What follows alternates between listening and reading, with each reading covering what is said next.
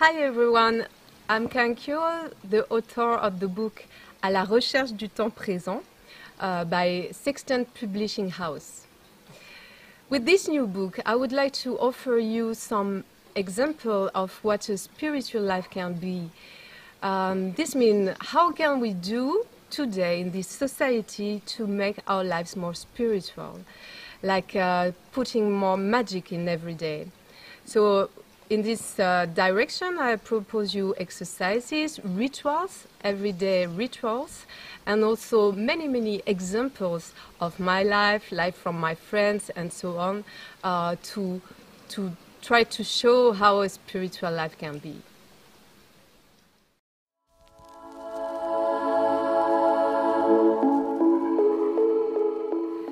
Digital tools are very useful for our daily lives.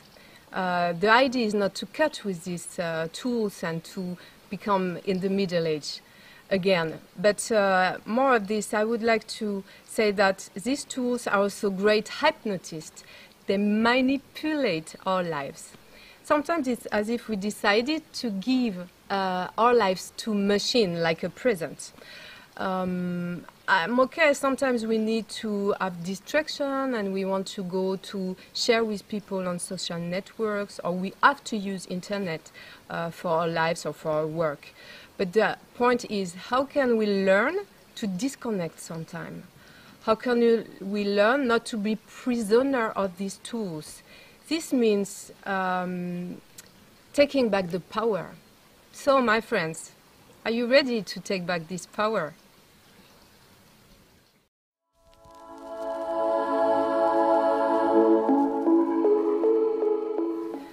The point is how to learn to reconnect with the whole body.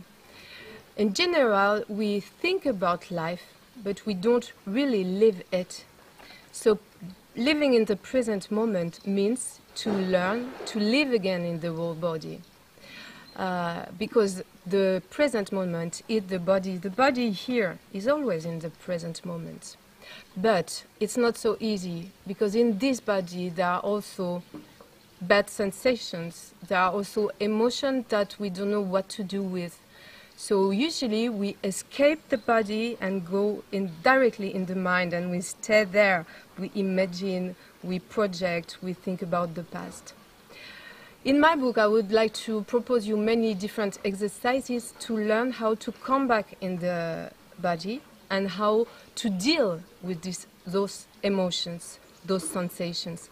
I would like to say how to tame them, to have a better life and to have a life in the whole presence.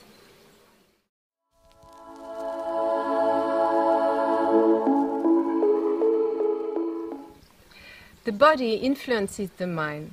It's very easy. If your body is sad, or if your posture is like a little bit depressed like this, your mind will become more and more heavy. And in the contrary, if you install a posture upright, if you open your chest, and if you start little by little to smile to the world, your mind your inner state of mind will change. So my purpose for you is to install in some days, in some moments of your days, a big smile. So you can offer this.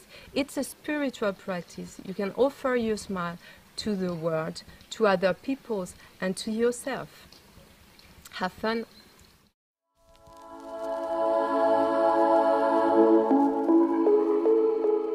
This is a fundamental question, maybe the most important of all. If you become aware of your first thought, you wake up in the morning and you become aware of the thoughts.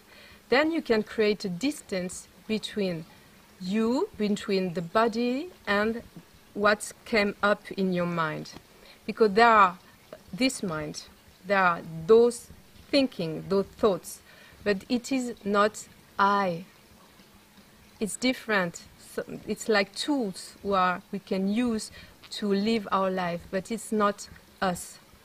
So the point is to become aware of every little thought that appears in our mind. It can be images, sounds, it can be emotions, body sensation. We can be aware of this all day long, and then creating another way to be a human being. This is the point.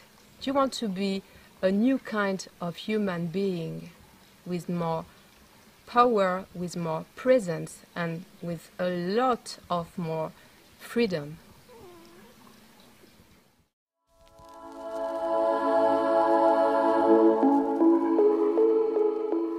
This last month we've heard a lot about Brazil in France. And also especially because here in the monastery we have 1 or 2 Brazilian nuns coming regularly so they can share about their stories. So I would like to say to Brazilian readers, but also to all readers all around the world, that you can be a light for this future. If you read this book, or if you install in your life more spiritual exercises, more spiritual way to be, you can become a light for the future. You can become a light for the present moment. Because I would like to say the world needs you now, not tomorrow, right now. So are you okay? Let's become light together. Bye-bye.